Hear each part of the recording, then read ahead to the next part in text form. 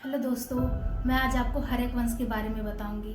हर्यक वंश भी एक मगध महाजनपद का एक छोटा सा वंश था और ये पहला वंश। हर्यक वंश भी मगध महाजनपद का एक राज्य था, जो पहला राज्य था। कहते हैं इसकी स्थापना 544 बीसी में हुई थी और इसका पतन 412 ईस्वी में हुआ था। इसके संस्थापक जो थे वो बिंबिसार थे और बिंबिसार ने इसकी राजधानी जो थी ग्रीव्रज राजगृह बनाई थी।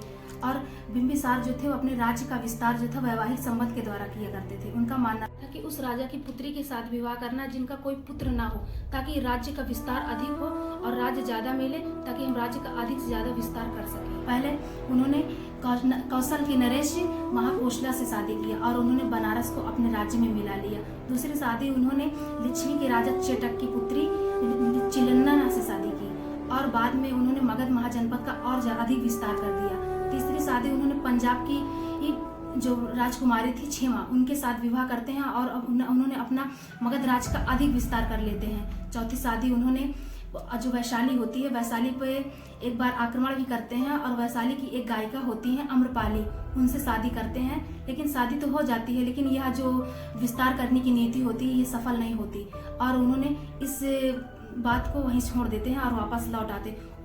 फिर से वह दोबारा अवंती पर अपनी नजर डालते हैं कि अवंती को भी हम अपने राज्य में शामिल करते हैं, जो आज वर्तमान समय में इसे मध्य प्रदेश में देखते हैं अवंती को।